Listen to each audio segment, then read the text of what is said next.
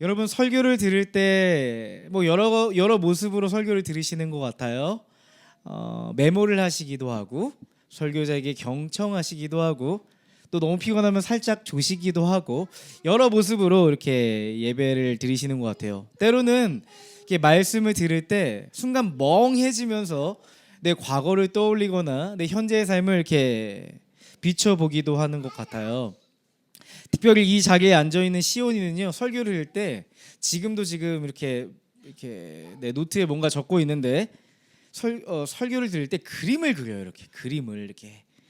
그래서 저는 처음에 이렇게 생각했어요. 시온이가 낙서를 하는구나 이렇게 생각했어요. 저 메모장에 낙서를 하고 있구나 이렇게 생각했어요.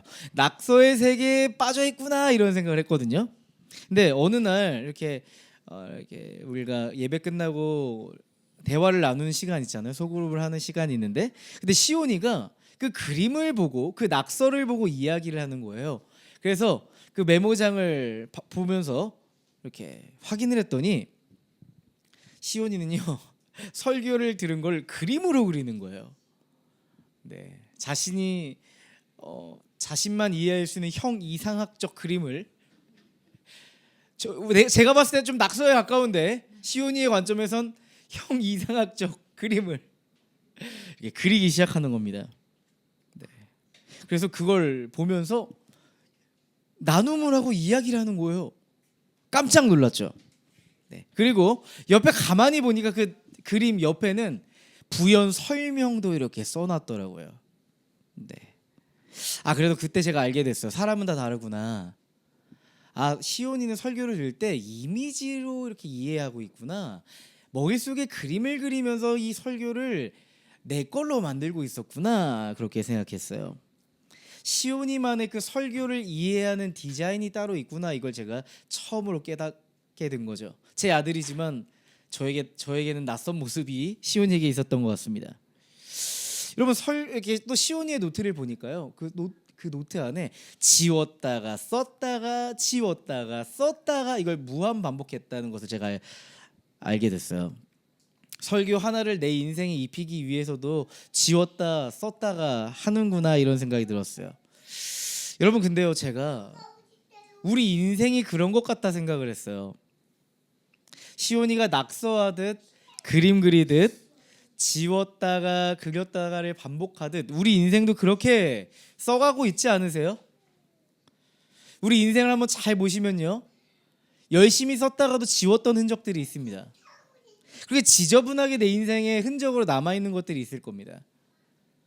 정말 잘 그리고 싶어서 내 인생을 잘 디자인하고 싶어서 꾹꾹 눌러 담았던 흔적도 있으실 겁니다. 그게 여러분의 직업일 수도 있고 여러분의 가정과 여러분의 아이들 또 부부 관계도 될 수 있겠죠.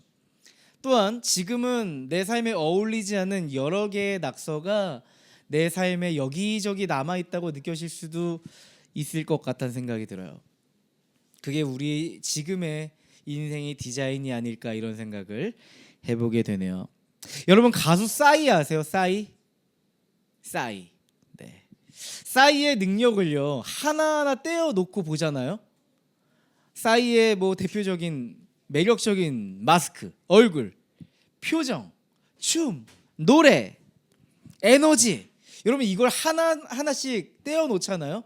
많은 사람들이 이렇게 얘기하더라고요. B급이래요. B급이라는 거예요. 근데 싸이의 얼굴, 표정, 춤, 에너지, 가창력 이 모든 걸 섞잖아요.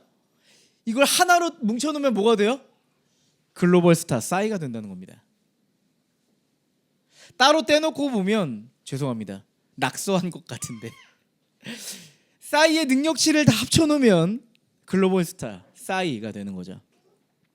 진짜 같이 다 모아놓으면 싸이가 부른 그 노래처럼 예술이야 이게 되는 거죠. 예술이 되는 거예요. 그 누구도 상상하지 못했던 예술적인 그 그림이 나오는 겁니다. 제가 요즘에 한 친구랑 교회 로고, 우리 심리상담센터 로고를 이렇게 작업하고 있어요. 디자인 해주고 있어요. 그럼 저는 그 디자인이 나오면 뭐 좋다 싫다 작게 크게 글씨체 다르게 뭐 이렇게 좀 이야기를 좀 협의를 하고 있어요. 근데요 제가 이렇게 만드는데 제가 만드는 것도 아니지만 저는 이렇게 이야기만 하는 거지만 그 친구가 이렇게 시안을 보내잖아요. 쉽게 결정하기가 좀 어렵더라고요. 쉽게 결정할 수가 없는 거예요. 왜냐면 그 로고를 만들면 이제 간판도 달고 또 우리 공간 앞에 현판도 달고 명함도 만들고 이제 팸플릿도 만들 계획이 있는데 한 번 만들면 한동안 오래 써야 되잖아요, 그죠? 그래서 막 주저하게 되는 거예요. 그게 우리 교회 이미지가 될 텐데 쉽게 함부로 정하기가 좀 어렵다 싶었습니다. 또한 로고를 만드는데 이런 생각이 들더라고요. 정말 우리 인생 같구나 이런 생각했어요. 수많은 선택과 결정 속에서 우리는 우리 인생을 디자인하고 있잖아요, 그죠? 선뜻 우리 인생을 쉽게 그리지 못하고 때로는 주저할 때가 있는 것 같다 생각했거든요. 여러분, 여러분의 그 지금의 자리에서 여러분은 어떤 인생을 그려가고 계세요? 한번 생각해 보실래요? 지금 여러분의 인생의 자리에서 여러분은 어떤 인생의 디자인을 그려가고 계세요? 우리는 어떻게 우리의 인생을 디자인해 가야 할까요? 그리고 궁극적으로 우리가 우리 인생에 꼭 해봐야 할 그 질문, 하나님은 우리 인생을 어떻게 디자인하길 원하실까요? 오늘 이것에 대해서 함께 말씀을 통해 살펴보고 내 인생을 그려나가는 그런 시간이 됐으면 좋겠습니다. 창세기 1장을 보면 하나님이 세상을 어떻게 디자인하셨는가에 대해서 선명하게 알 수 있습니다. 창세기 1장을 보면 하나님은 며칠이라는 시간을 통해서 창조를 이루어 가시죠? 6일. 6일이라는 시간에 걸쳐 창조를 하십니다. 물론 우리가 생각하는 24시간의 개념의 하루가 아닙니다. 잘 아시다시피 하나님이 세상을 창조할 때 광명체가 있어요, 없어요? 없어요. 해와 달이 있어요, 없어요? 없습니다. 하나님은 해와 달이 없는 상태에서 창조를 시작하셨단 말이에요.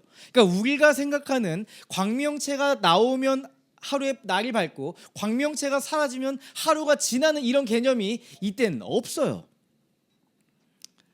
그렇지 않을 가능성이 큽니다. 분명한 건 우리가 생각하는 하루의 개념과 하나님의 그 하루의 개념은 전혀 다르겠다 싶어요. 그러니까 이렇게 해석할 수 있겠죠. 하나님의 시간 속에서 하나님은 그분의 창조를 이루어 가셨다라고 볼 수가 있겠죠. 하나님의 그 카이로스, 하나님의 때에 하나님의 창조를 이루어 가셨다 이렇게 볼 수 있겠습니다. 이렇게 생각하면 틀림이 없겠습니다. 그런데 이 6일간의 창조의 아주 독특한 특징이 하나 있는데 뭔지 아세요? 반복해서 등장하는 한 문장이 있거든요. 너무나도 자주 반복하는 하나의 문장이 있어요. 어떤 문장인지 한번 보실까요? 1장 3, 6, 9, 11, 14, 20, 24절에 똑같은 말씀이 적혀 있습니다. 하나님이 말씀하시기를, 하나님이 말씀하셨다 이렇게 기록하고 있어요. 굳이 똑같은 말씀을 반복해서 적고 있다. 이런 질문이 생기실 거예요. 우리는 흔히 창조라고 하면 만든다라는 개념을 생각하실 겁니다. 창조한다 하면 메이킹을 생각하실 겁니다. 메이킹. 그죠? 사실 성경은 창조를 할 때 만드셨다라는 개념보다 만들었다는 개념이 아예 없는 건 아니에요. 쓰여 있긴 해요. 근데 만들었다라는 개념보다 말씀하셨다라는 개념으로 창조를 이야기합니다. 성경에서 말씀하셨다는 말은 하나님이 생각하셨다, 하나님이 의도하셨다, 하나님이 계획하셨다는 의미를 담고 있죠. 그러니까 이 말씀하셨다라는 의미 안에는 하나님이 그냥 자기 기분에 맞추어서 충동적으로 하나님의 창조를 이루셨다라는 개념이 아니라 하나님은 특별한 의미와 목적을 가지고 세상을 설계하셨고 디자인하셨다라고 볼 수가 있습니다. 우린 여기서 중요한 사실 한 가지를 발견할 수가 있죠. 성경은 하나님과 피조물 간의 본질적인 차이를 설명합니다. 하나님은 세상의 일부가 아니라는 점입니다. 많은 이들은 신을 찾을 때 자연의 일부를 찾고 그게 신이라고 여기는 경향이 있습니다.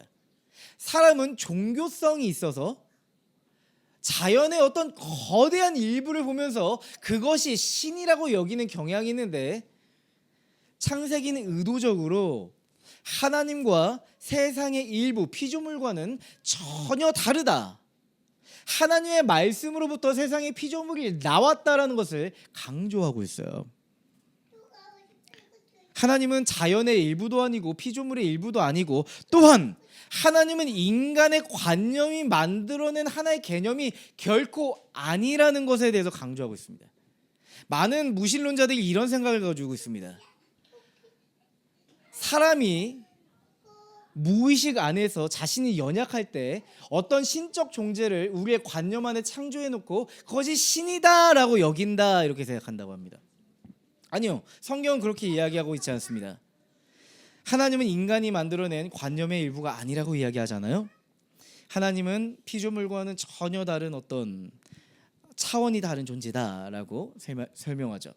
그 존재는 세상을 디자인했고 세상을 정의했고 또한 세상에 질서를 부여한 그런 권위자라고 얘기합니다. 근데 창조 이전 상태에 대해서 창세기 1장 2절에 설명을 하는데요, 이렇습니다. 우리 함께 읽어볼까요? 창세기 1장 2절 말씀 우리 함께 읽어볼게요. 시작. 땅이 혼돈하고 공허하며 어둠이 깊음 위에 있고 하나님의 영은 물 위에 움직이고 계셨다. 여기서 마음에 훅 들어온 단어들이 있어요. 혼돈, 카오스 상태, 혼돈, 공허, 어둠. 하나님과 어울리지 않는 단어들이라는 생각이 들죠. 혼돈하고 공허하고 어둠. 이게 어떤 의미일까 하는 어떤 신학적인 질문들이 참 많습니다. 세상 속에, 세상이 창조하기 이전에 이미 혼돈이 있었고 공허함이 있었고 어둠이 있었던 건 아닐까라고 하는 어떤 인간들의 질문들이 있었어요. 근데 정확한 것은 알지 못해요. 우리가 그때로 돌아갈 수가 없기 때문에. 하지만 우리가 문맥을 통해서 분명하게 알 수 있는 건 이겁니다. 혼돈하고 공허하고 어둠이 있었던 그때는 하나님 나라가 완전하게 창조되었던 그때와 전혀 반대에 있는 시점이라는 것이에요. 하나님이 창조하신 세계와는 정반대에 있는, 대립점에 있는 그 상태였다는 점입니다. 그러니까 하나님이 질서를 부여하시고 디자인하기 그 전에 상태에서 하나님이 나라가 발생했다는 것이죠. 그러니까 이렇게 볼 수 있어요. 한번 이미지를 떠올려 보세요. 혼돈합니다. 공허합니다. 어둠이 있습니다. 거기에, 그 자리에 하나님의 말씀이 부여됩니다. 하나님의 말씀의 한 방울이 떨어졌습니다. 그러니까 혼돈하고 공허하고 어둠 속에 있던 세계가 점진적으로 정돈되고 하나의 구조를 갖추기 시작하고 하나님으로부터 발생한 선함이 그 세계에 드러나기 시작했던 겁니다. 여러분, 창세기 1장의 이야기를 들으면 어떠세요? 마치 세계관의 시작, 우리 인생의 세계관이 이렇게 시작됐구나라고 생각이 드실 텐데요. 이 이야기는 단지 나와 관계없는 어떤 창조 이야기, 어떤 신화 속의 이야기가 아닙니다. 가만히 보면 우리 인생 이야기인 것 같습니다. 여러분의 인생을 여러분이 살아가시면서 때로는 공허하셨을 겁니다. 카오스, 혼란스러우셨을 겁니다. 내가 어디로 갈지 모르는 그 어둠 속에 놓여 있을 때도 있으셨을 겁니다. 그런데요, 문제는 우리가 잘못 살고 있어서가 아닙니다. 대부분 우리가 인생이 정리되지 않은 상태에 살아가고 있기 때문에 우리는 혼란을 느끼고 공허함을 느끼고 어디로 가야 할지 그 길을 잃기도 합니다. 우리는 보통 디자인이라고 하면 없는 걸 새로 만들어내는 걸 디자인이라고 생각하기 마련인데요. 사실 디자인이라는 것은요, 있는 걸 제자리에 두는 겁니다. 원래 있던 거를 제자리에 두는 겁니다. 원래 제자리로 돌아가게 만드는 겁니다.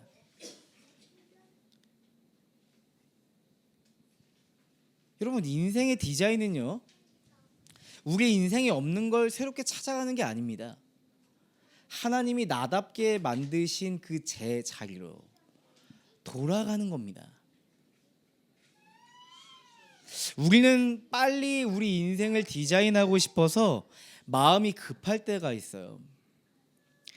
인생 정리가 잘 되지 않은 상태에서 빨리 내 인생을 만들어가고 싶은 그런 욕구가 치솟을 때가 있습니다. 여러분, 이 시간 예배하는 지금 여러분의 내면을 한번 살펴보시면 좋겠습니다. 잠깐 브레이크 타임을 갖고 여유를 두고 내 마음을 한번 들여다보는 시간을 가지시면 좋겠습니다.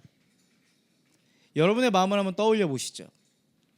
그 마음 안에는 어쩌면 해결되지 않은 감정이 있을지 모르겠습니다. 미해결 과제가 여러분의 내면에 떠돌아다니고 있을지 모르겠습니다. 무척이나 혼란스럽게 내 삶을 공허하게 만드는 일들, 그런 것들이 여러분의 내면 안에 있을지 모르겠어요.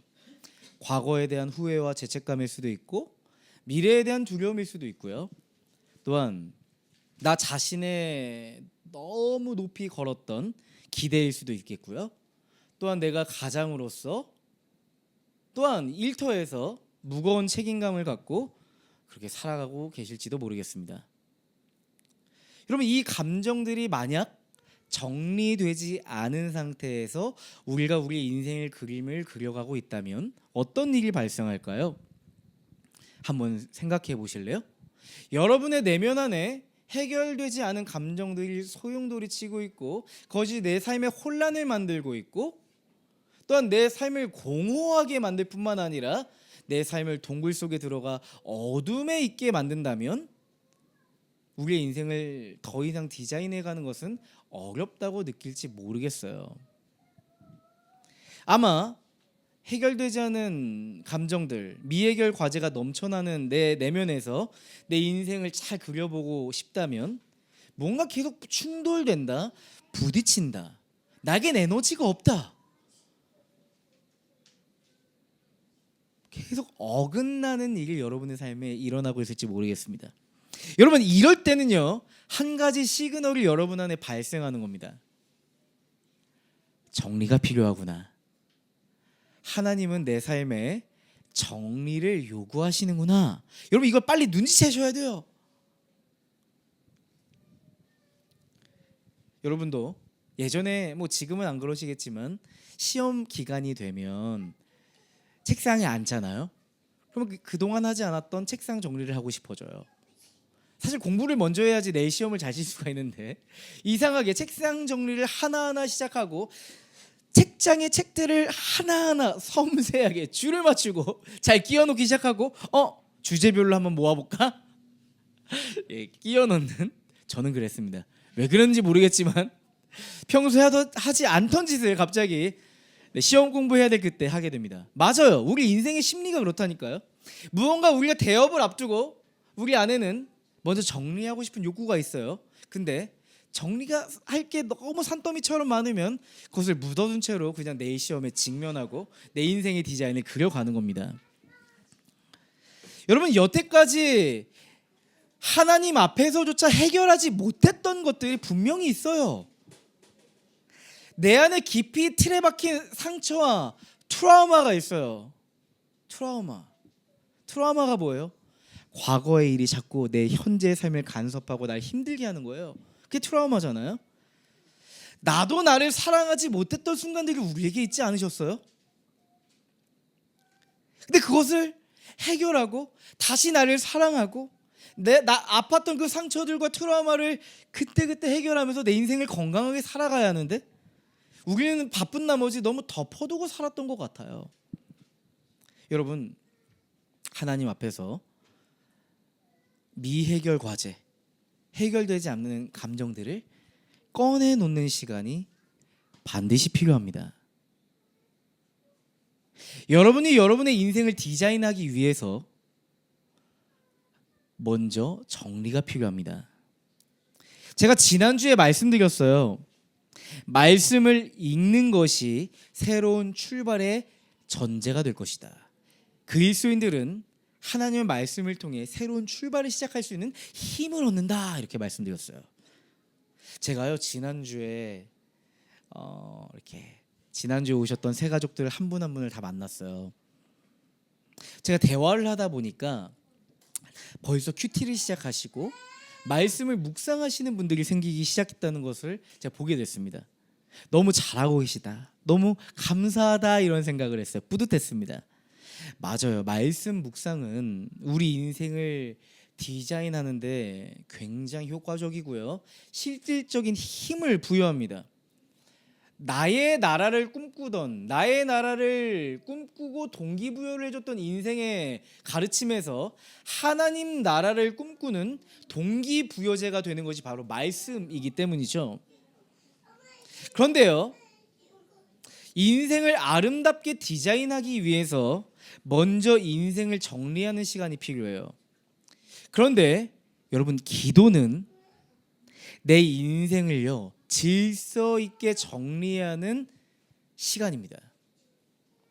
기도는 우리 인생을 질서 있게 내 마음대로 정리하는 시간 아니고요, 질서 있게 하나님의 질서로 내 삶을 정리하는 시간입니다. 하나님 앞에서 내 삶을 청소하는 시간입니다. 많은 분들이 안타깝게도 기도를 이렇게 이해해요. 종교적 의무라고 생각합니다. 그래서 기도를 하지 않으면 죄책감을 느끼거나 내가 내 신앙이 연약해서 생기는 일이라고 생각합니다.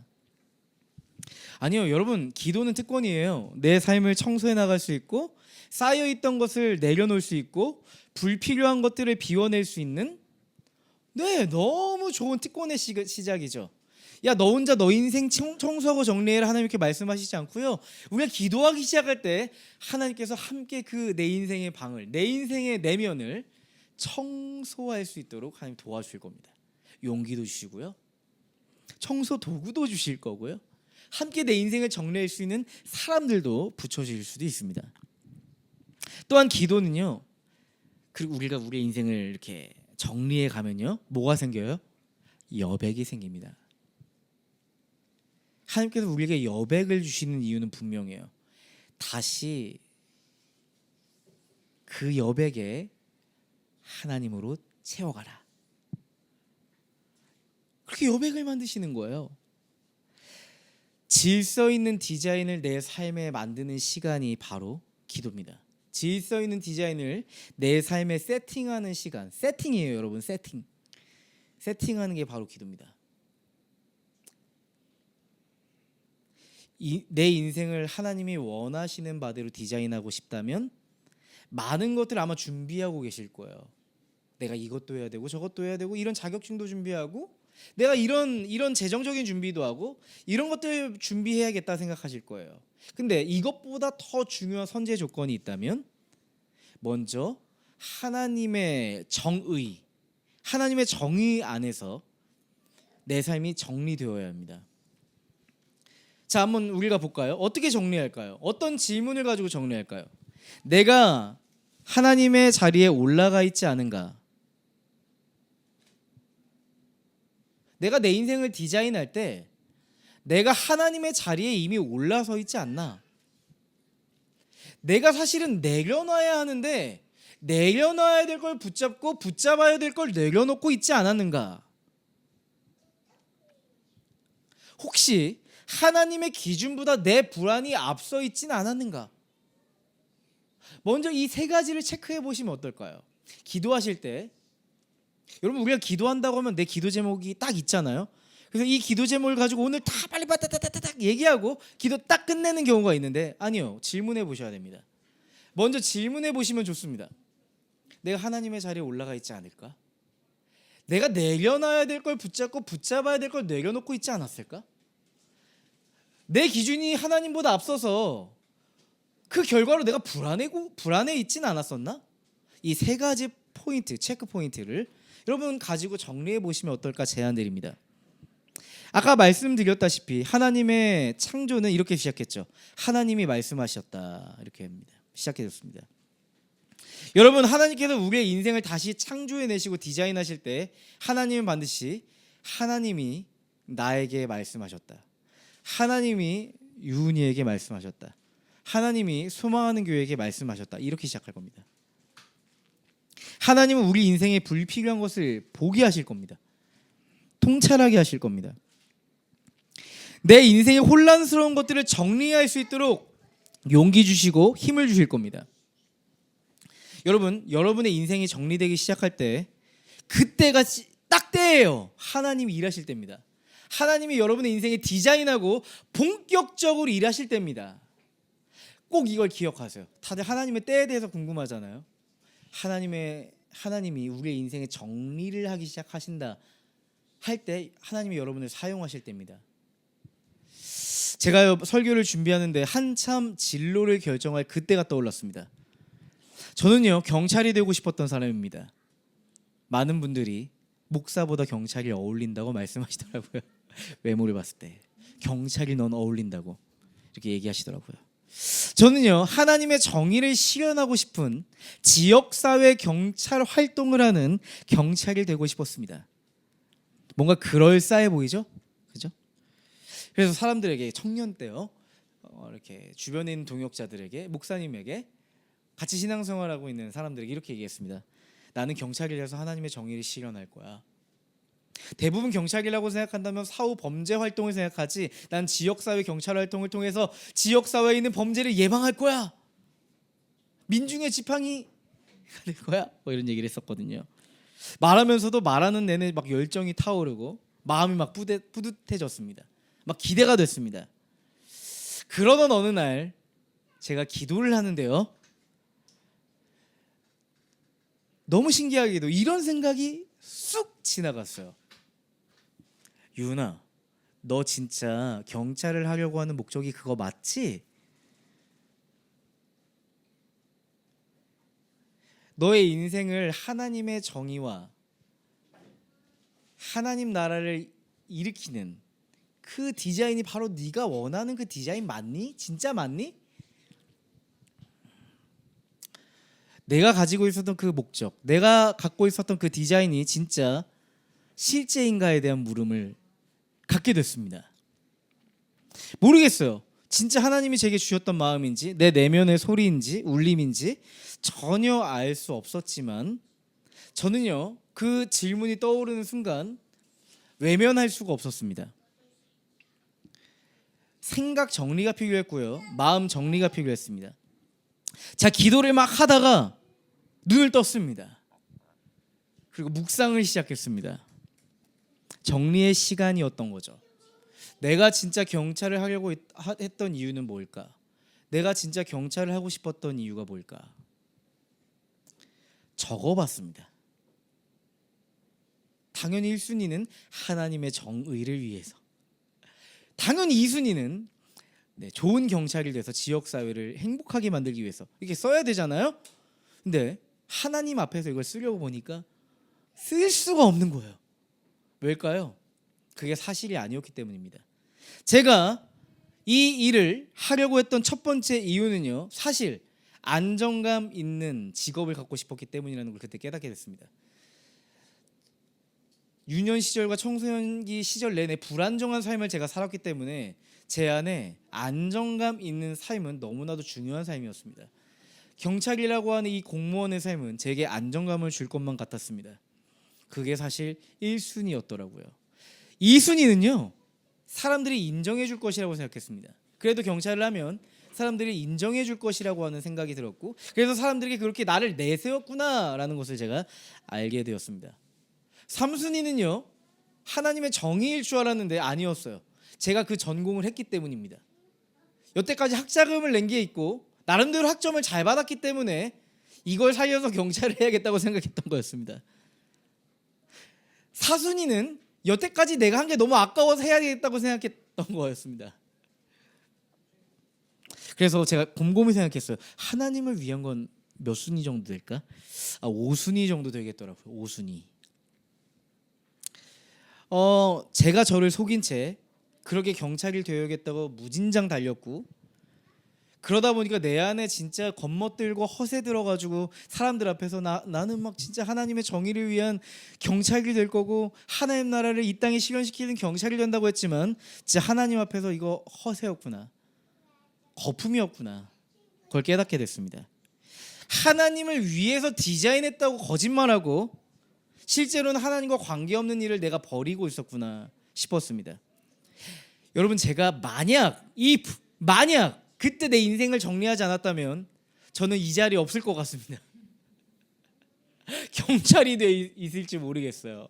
이 자리에 앉아서 여러분들에게 설교하지 않고 목사로서 서 있지 않고 경찰로서 살아가고 있을지 모르겠습니다. 그리고 지금의 아내를 만나지 못했을 것이고, 오늘 시온이 아르미를 만나지 못했을 것이고, 이 소망하는 교회를 하나님께서 창조해내시지 않고 다른 사람을 통해서 이 교회를 창조해내지 않았을까 싶습니다. 여러분, 하나님이 말씀으로 창조하신 후에 반복해서 하시는 한 가지 행동이 하나 더 있어요. 바로 이름을 지으신 일이에요. 5절, 8절, 10절 보면 이렇게 써 있죠. 빛을 낮이라고 하시고 어둠을 밤이라고 하셨다. 하나님이 창공을 하늘이라고 하셨다. 하나님이 묻힐 땅이라고 하시고 모인 물을 바다라고 하셨다. 하나님은요, 하나님이 만드신 피조물에 이름을 붙이셨습니다. 여러분, 이름을 붙인다는 건 단순히 호칭을 붙이는 게 아니잖아요. 아마 이 자리에 이제 아이를 낳고 그 아이에게 이름을 붙여보신 아버지와 어머니들이 계신 것 같은데요. 여러분, 우리는 먼저 이름을 지을 때 트렌디하고 요즘 스타일에 맞는 이름을 정하는 것도 중요하지만, 먼저 그 이름에 담긴 그 의미, 뜻을 잘 고려해 보잖아요. 그죠? 그렇죠? 고대 세계에서 이름을 붙이는 행위는요, 주권을 선언하는 행위였대요. 이름을 붙이는 거는 주권자가 붙이는 거라는 거예요. 발명자가 자기 발명품에 이름을 붙이듯이, 스티븐 잡스가 애플에서 아이폰을 만들고 그 폰을 만들고 아이폰이라는 이름을 붙이고 하나의 대명사처럼 됐듯이, 이름은요, 이게 뭔지에 대해서 규정을 짓는 사건이거든요. 하나님이 세상을 만드시는 과정 속에서 이름을 붙였다는 건요, 하나님은 이건 이거다라고 정의하신 거예요. 정의하셨다. 여러분, 우리가 인생을 디자인해 갈 때 질서가 필요해요. 어떠한 질서로 내 인생을 디자인해 갈 것인가? 아마 누군가는 세상의 질서, 돈의 질서, 성공이라는 질서, 민주주의라고 하는 이 질서, 영향력이라고 하는 질서, 각자마다 꼭지점으로 둔 어떤 질서로서 인생을 디자인하고 있을 거예요. 한번 여러분 질문해 보실래요? 하나님은 내 인생을 어떻게 정의하실까요? 한번 묵상해 보실래요? 하나님이 지금 내 현실을 어떻게 정의하실까? 지금 내 현실을 하나님께서 어떻게 정의하실까? 한번 질문해 보시죠. 여태까지 우리가 그냥 시간의 흐름 속에서 떠밀려 살아왔을지 모르겠어요. 상황에 밀려서 선택하고 결정하면서 지금까지 오지 않았을까 싶기도 해요. 하나님은 지금 내 인생을 딱 멈춰두고 어떻게 정의하실까요? 어둠, 밤이라고 하실까요? 빛이라고 말씀하실까요? 여러분, 우리는 인생을 하나님의 질서 안에서 들여다보는 시간이 필요해요. 여러분, 우리가 인생을 디자인하다 보면 서로 충돌할 때가 있어요. 서로 모순점이 생길 때가 있어요. 여러분, 저는 심리 상담사잖아요. 그래서 심리 검사를 하다 보면 이 사람의 욕구를 체크하는 부분이 있어요. 욕구가 굉장히 많은 사람들이 있고요, 또한 상대적으로 욕구가 적은 사람들이 있습니다. 많은 욕구를 가진 사람들은 많은 책임감도 가지고 있습니다. 여러 가지 일들을 버려놓고 그것을 뒷감당해야 하느라고 굉장히 무거워합니다. 그래서 무거운 책임, 어떤 과도한 책임에 대한 부분이 수치적으로 높게 드러나요. 연애도 하고 싶고, 신앙생활도 열심히 하고 싶고, 일도 성과를 좀 내고 싶고, 또 다른 분야의 일도 막 이것저것 해보고 싶은, 새해에는 진짜 의미 있는 일도 한번 딱 내가 해보고 싶은 그런 생각이 들 때가 있잖아요.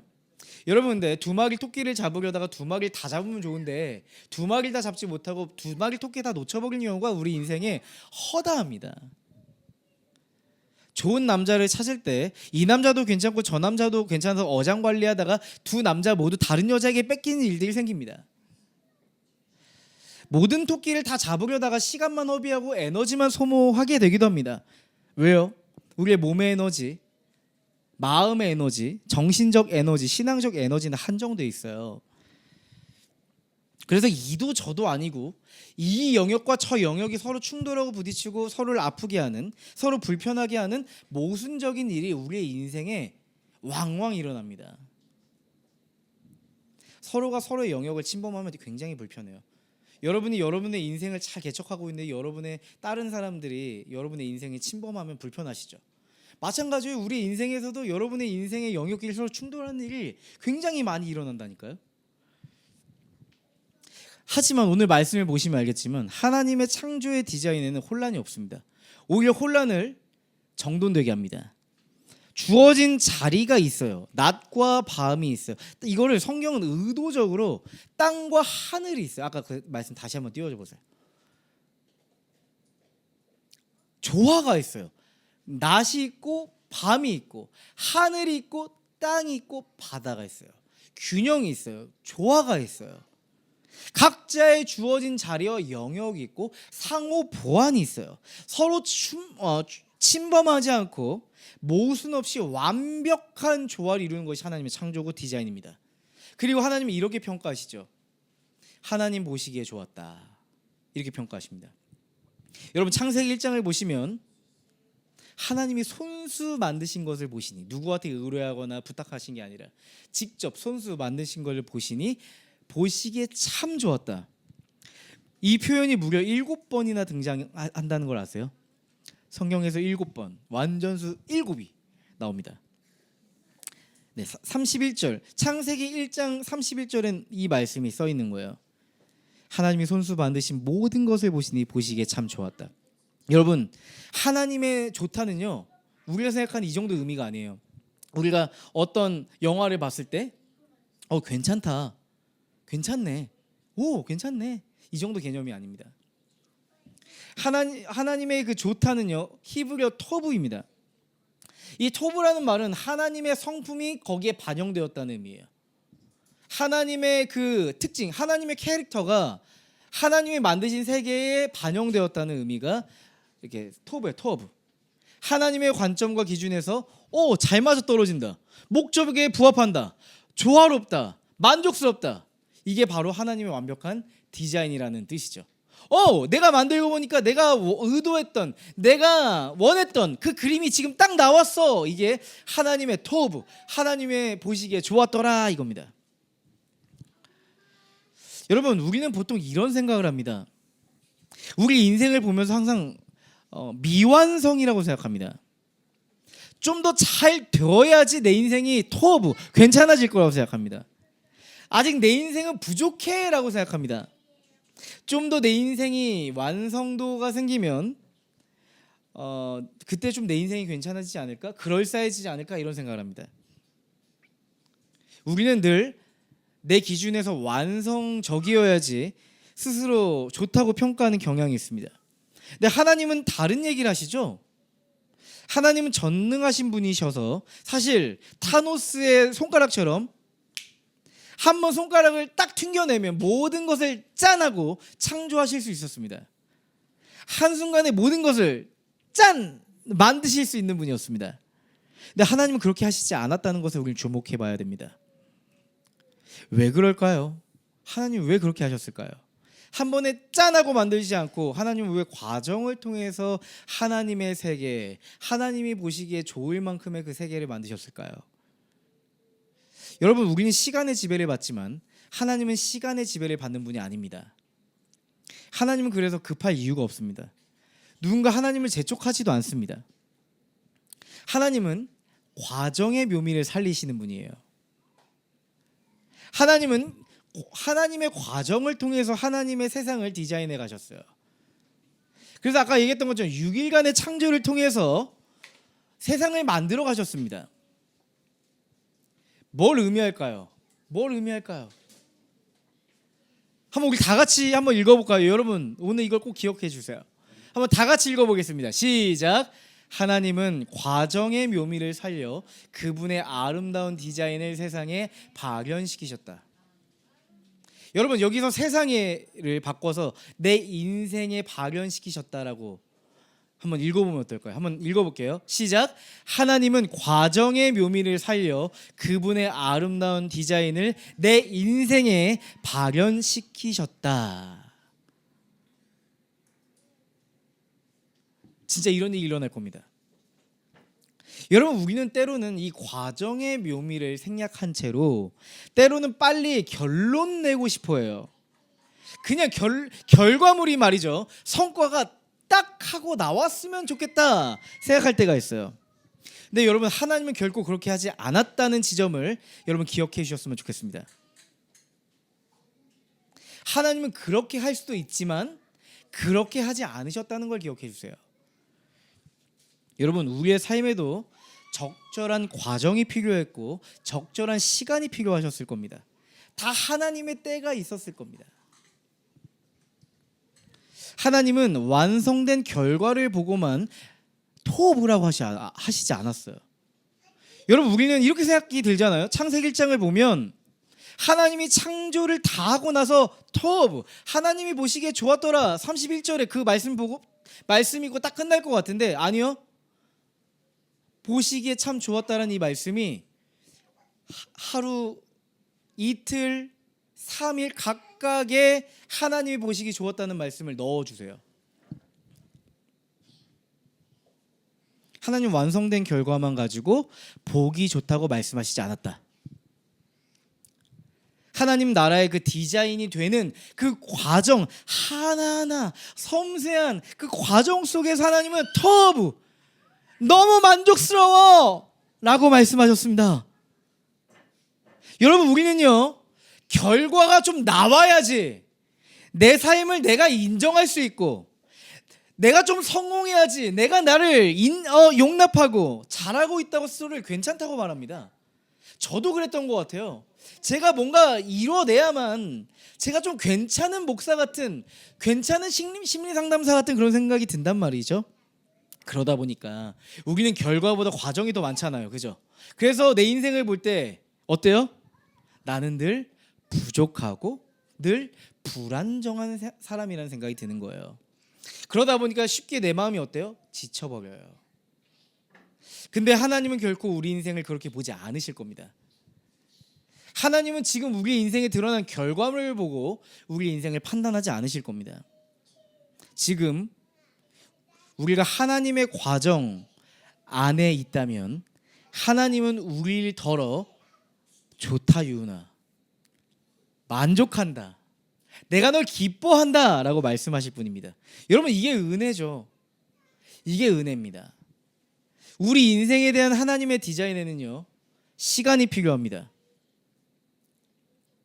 우리가 예수님을 닮아가는 거룩이라는 과정이 필요합니다. 하나님 나라를 세워갈 만한 존재의 아름다움을 만드는 비저감의 예술이 필요해요. 시간이 필요합니다. 여러분, 뭘 선택하고 결정하는 것보다 하나님의 디자인을 만들어갈 시간이 필요합니다. 예수를 닮아갈 거룩의 시간이 필요합니다. 여러분의 존재의 아름다움을 통해서 세상을 아름답게 만들어갈 만한 시간이 필요합니다. 기독교는 우리의 존재를 만들어가는 종교입니다. 단지 가르침의 종교가 아닙니다. 단지 겉으로만 그럴싸해 보이는 종교가 아닙니다. 오랜 시간을 통해서 예수의 흔적을 우리의 삶에 새기고 그 아름다움을 통해서 세상을 아름답게 하는 종교가 바로 기독교입니다. 정말 멋진 기독교죠. 지금 하나님의 소명을 위해서 막 난 지금 달려가려고 막 준비하고 계신 분 계세요? 내가 지금 하나님을 위해서 내가 달려가야겠다. 제가 그렇습니다. 이제 교회를 개척했다 보니까 이제 달려가려고 막 준비를 하고 있거든요. 하나님, 저를 사용하신다면 제가 달려가겠습니다. 약간 이런 마음인데요. 근데 그때만 하나님이 유나 천천히 잠깐만 너의 존재의 준비 좀 더 해봐. 먼저 기도부터 하자. 하루를 시작하기 전에 기도로 하루를 열자. 유나 잠깐만 너 열정보다 좀 더 말씀이 너의 삶에 하나의 이렇게 빛이 됐으면 좋겠네. 이렇게 저에게 이렇게 멈추게 하실 때가 있어요. 하나님께서 우리의 존재를 만들어가고 싶어 하세요. 함께 조각하고 싶어 하세요. 이제 다음 주에 다룰 건데요. 하나님은 조각가예요. 조각가 하나님이에요. 하나님 우리의 인생을 조각하길 원하시거든요. 하나님은 우리의 존재를 만들 때 이 세 가지 영역으로 만들고 싶어 하십니다. 첫 번째, 영성입니다. 우리의 인생의 평생의 과정을 통해서 하나님과의 관계를 창조해 가야 됩니다. 여러분, 우리는 사실은 관계를 누구로부터 배우냐면 나를 낳아준 아빠와 엄마로부터 인생의 관계를 배워갑니다. 그래서 사실 제가 심리상담도 하고 목회를 하다 보니까 부모와의 애착이 단단한 사람일수록 더 쉽게 신앙생활을 합니다. 왜냐 부모와의 애착을 떠올리며 하나님과도 애착을 맺어가기 때문이죠. 근데 부모가 무척이나 엄격한 사람들은 하나님도 여러 가지 성향 중에 무척이나 정의롭고 공의로울 뿐만 아니라 내가 잘못하면 뒤통수 때리시고 내가 잘못하면 길을 막으시고 나를 무섭게 대하는 하나님으로 인식하는 분이 있고요. 또 부모님이 엄청 용납하고 용서하고 방임적이고 자유롭게 해주시는 분은 하나님도 그럴 거야. 내가 뭘 잘못해도 하나님 용서해 주실 거야. 내가 이리 치이고 저리 치이도 하나님 알아서 다 막아주시겠지. 뭐 이런 마음을 가지고 신앙생활 하시는 분들도 있습니다. 어쨌든 간 우리가 어떠한 상황에 있든지 부모의 애착이 어떠하든지 그건 관계없습니다. 하나님은 어떤 상황에서도 우리에게 다가오시고 우리와의 관계, 나와의 관계를 창조해 내실 거고요. 그리고 우리의 관계를 빚어가실 겁니다. 그래서 우리가 하나님과 함께 우리의 삶을 빚어갈 때 하나님과의 관계, 이 영성을 빚어가야 됩니다. 두 번째, 인격입니다. 여러분, 여전히 예수 믿어도 까칠한 분 계시죠? 여전히 나밖에 모르는 자기 중심성이 내 삶에 성미로 막 불쑥불쑥 나오시는 분 계시죠? 맞아요. 저도 그랬고요. 저도 예민하고 까칠하고 그랬던 적이 있었습니다.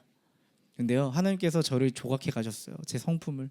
저희 어머니께서 어렸을 때 이런 얘기 많이 하셨거든요. 넌 너무 예민해. 넌 너무 예민해. 이런 얘기를 자주 하셨습니다. 근데 지금 그 예민함이 목회자가 되고 심리상담사가 되다 보니까 어떻게 디벨롭되고 발전됐냐면은 섬세해졌어요. 좀 여성성도 생기고 타인의 마음을 헤아릴 수도 있는 어떤 섬세함으로 좀 발전돼서요. 이제 나밖에 모르는 바보가 아니라 다른 사람도 살필 수 있는 조금의 마음의 여지가 생겼습니다. 하나님을 사랑하고 이웃을 사랑하면요, 우리 안에 두 가지 DNA가 나와요. 타인을 긍휼히 여길 수 있는 긍휼함, 그리고 온유함이 나옵니다. 내 성격대로 하지 않고 그 사람에 맞추어서 행동할 수 있는 넉넉함과 여유가 생깁니다. 온유함이죠. 그렇죠? 그 성품이 나를 통해서 흘러나올 때 세상은 변합니다. 여러분, 우리가 그런 인격과 성품을 만들어가길 원하실 거예요. 다음, 마지막입니다. 영성과 인격 그리고 삶입니다. 많은 사람들의 영성과 인격은 교회 안에 머물러 있습니다. 그래서 교회 안은 굉장히 뜨겁고 교회 안에서 하나님을 만나고요. 교회 안에는 굉장히 멋진 목사님이고 장로님이고 집사님이고 찬양인도자고 목자고 모든 걸 갖춘 것 같은데 이제 교회를 벗어나서 내가 일하는 현장에 가죠. 내 처절한 민낯을 보여주는 가정에 가잖아요. 그럼 이제 내 민낯이 다 드러나는 거예요. 내 영성도 인격도 내 삶도 다 고만고만해지는 거예요. 예수 믿지 않는 사람들과 크게 다르지 않은 그 퀄리티를 가지고 우리가 승부를 볼 때가 있어요. 그러면 안 됩니다. 내 영성과 인격과 삶이 흘러가야 됩니다. 교회는 모여야 하는 동시에 흩어져야 됩니다. 오카노 목사님 이렇게 얘기하셨잖아요. 교회는 부름받은 제자인 동시에 보냄받은 교회가 되어야 된다. 보냄받은 제자가 되어야 된다. 이렇게 말씀하셨잖아요. 그렇죠. 교회는 모여야 되고 흩어져야 됩니다. 삶으로 보여줘야 됩니다. 그렇게 우리는 우리의 삶을 디자인해 가야 됩니다. 우리의 도전이 되죠. 아마 이 얘기를 들었을 때 나는 아직 하나님과의 관계가 미진해. 내 인격, 내 성품을 봤을 때 좀 더 다뤄가야 될 게 참 많아. 내 삶은 무너져 있다고 생각이 들어. 네, 저도 그래요. 여전히 저도 미완성일 뿐만 아니라 아유작 같을 때가 참 많아요. 여러분 근데 기억하세요. 하나님은요 우리의 영성과 인격과 삶이 완성작이어서 우리를 사용하시는 게 결코 아닙니다. 하나님의 디자인이 이미 안에 우리 안에 새겨 넣어졌고 우리를 만들어가는 그 과정에 하나님은 쾌감을 느끼세요. 완전히 기뻐하시는 분이세요. 제가 엊그제 이렇게 운전을 하고 가는데 이렇게 플레이리스트가 있잖아요. 근데 그 유튜브 플레이리스트가 이렇게 지나가는데 갑자기 11월 달에 제가 했던 설교가 갑자기 그 딱 나오는 거예요. 그 중간에 이렇게 제가 전에 들었던 그 시점 이후로 갑자기 딱 나오는 거예요. 설교를 딱 듣다 보니까 한참 부동산 매물을 열심히 찾고 있는 목사였습니다. 지금 이렇게 건물이 생겼지만 그때는 이제 거의 찾은 지 한 3주 정도 돼서 어쩌면 신촌에 공간을 마련하지 못할지도 몰라 하는 이런 두려움이 있는 목사의 설교였습니다.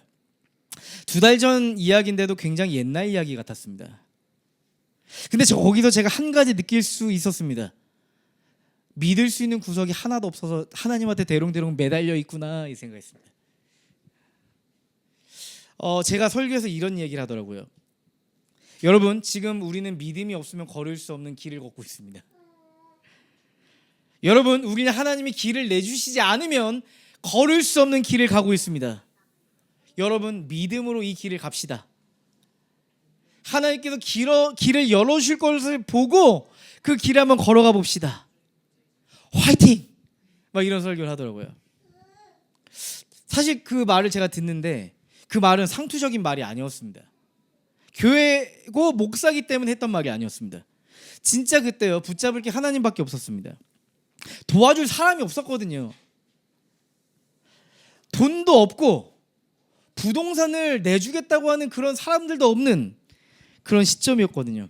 진짜 벼랑 끝에 뛰어내리고 하나님 나 죽이시면 죽이는 거고 살리시면 살리는 거다. 이런 진짜 절박한 심정. 네, 그런 마음이었어요. 진짜 솔직하게. 근데 제가 그때 설교를 듣는데 뭔가 마음이 뭉클했습니다. 마음이 뭉클했어요. 왠지 아세요? 내가 그때 포인트를 잘 잡았구나 싶었어요. 내가 절박해야 될 때 잘 절박했다 생각이 들었어요. 내가 하나님을 붙잡아야 되는 순간에 그 과정 속에서 하나님을 잘 붙잡을 수 있어서 너무 감사했어요. 그때 내가 하나님 붙잡아야 될 때 투정하고 왜 우린 이것밖에 안 되냐고 왜 길 안 열어주시냐고 괜히 불평불만 하고 다른 가능성을 생각하면서 에이 내가 뭔 교회란 말인가 무슨 신촌이란 말인가 라고 생각했다면 큰일 났겠죠. 그렇죠? 그때 굉장히 미완성의 시간이었지만 하나님께서 우리의 고백을 들으시고 기뻐하셨다는 생각을 했습니다.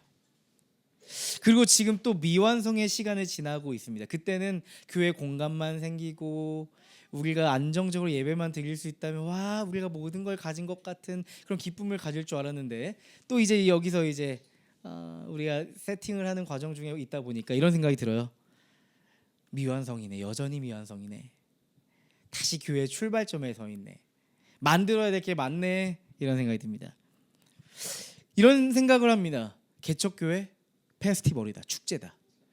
개척교회만 할 수 있는 이 과정의 묘미를 즐기자.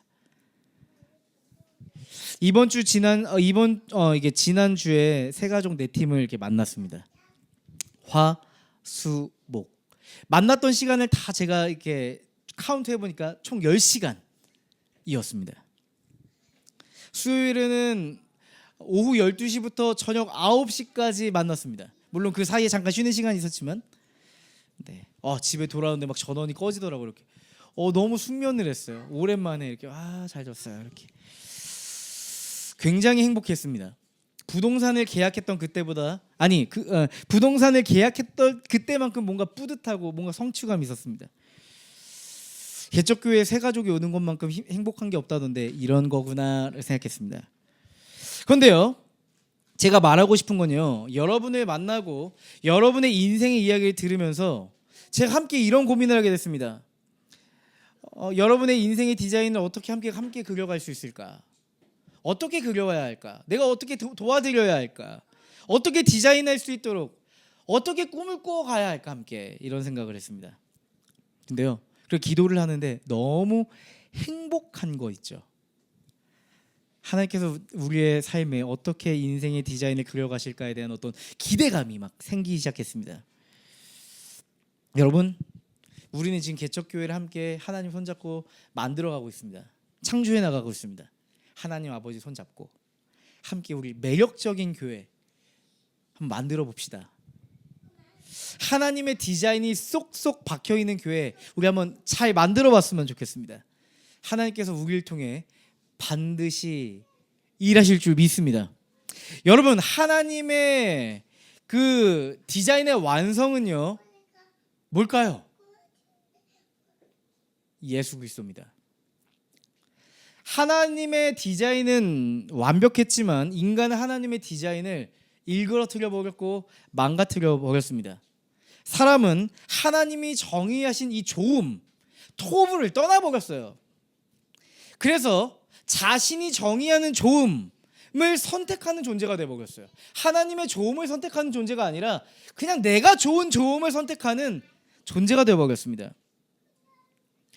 그 선택은 인간을 행복하게 만들었다면 좋았을 텐데 인간 자신뿐만 아니라 하나님이 만들어 놓은 아름다운 세상을 다 일그러뜨려 버렸습니다. 하나님은 일그러져 버린 하나님 나라의 디자인을 회복하기 위해서 한 가지 중대한 결심을 하시잖아요. 뭐예요? 하나님 자신이 이 세상에 내려오는 것이었습니다. 창조주가 피조물이 되기로 결정하셨습니다. 피조물이 되어서 피조물에게 죽음을 당하는 상상할 수 없는 디자인을 감행하십니다. 그래서 예수님의 십자가는 우연도 아니고 비극적인 실패도 아닌 하나님께서 의도하신 디자인이었어요. 예수님은 우리가 망가뜨린 인생의 질서를 자신의 생명을 내어놓고 감당하셨고 우리가 감당할 수 없는 죄와 사망의 절망을 대신 짊어지셨습니다. 하나님은 그 십자가, 예수의 십자가를 보면서 하나님은 이렇게 말씀하셨습니다. 예수님은 이렇게 말씀하셨죠. 다 이루었다.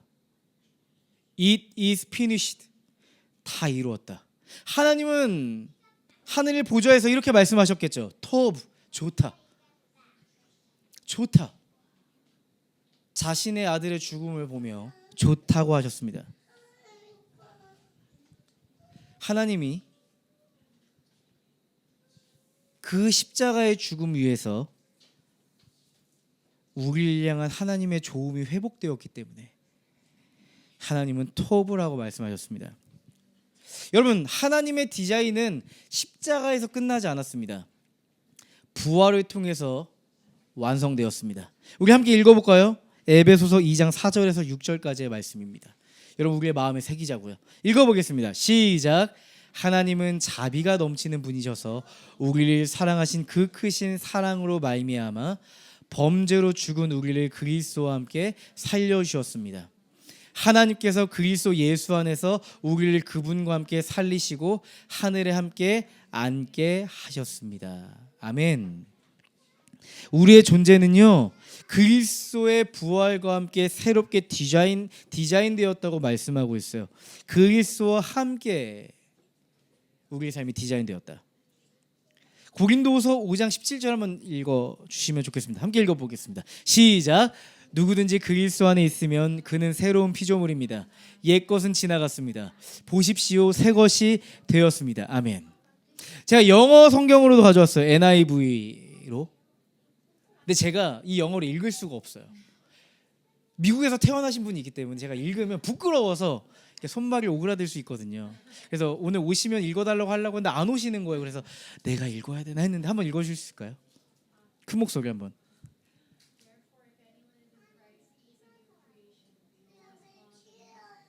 아멘, 아멘, 아멘. 네. 여기 다시 한번 읽어주세요. 요거 한번 읽어주세요. 요거 한번. 네네, 저 He is a new creation. 네. 아멘, 아멘. 여러분, 우리는 새로운 피조물입니다. 하나님의 새로운 피조물입니다. In Christ, 그리스도 안에서 우리는 새로운 피조물입니다. 아멘. 읽어주셔서 너무 감사해요. 감사합니다. 네, 역시 제 발음과는 전혀 다른 퀄리티를 가셨네요. 맞아요. 우리는 그리스도 안에서 우리의 인생의 디자인이 완성되었어요. 더 이상 여러분의 인생을 증명하기 위해서 고군분투하시지 않아도 됩니다. 이미 그리스도 안에서 완성된 디자인 안에서 하나님 나라를 살아내시면 됩니다. 하나님은 우리에게 말씀하실 거예요. 유나, 넌 아직 과정 중에 있지만 그리스도 안에서 이미 너가 이미 좋다. 우리 함께 그 길을 가자. 나의 사랑아, 넌 아직 과정 중에 있지만 그리스도 안에서 이미 너가 좋아. 우리 함께 그 길을 가지 않을래? 이게 바로 주님의 마음입니다. 여기 나의 사랑아에 여러분의 이름을 붙여서 마지막으로 한번 읽어볼까요? 읽어보겠습니다. 시작. 나의 유나, 넌 아직 과정 중에 있지만 그리스도 안에서 이미 너가 이미 좋다. 우리 함께 그 길을 가자. 아멘. 하나님의 마음이 여러분 안에 스며들었으면 좋겠습니다. 우리 한 주간 화이팅 하시죠. 화이팅!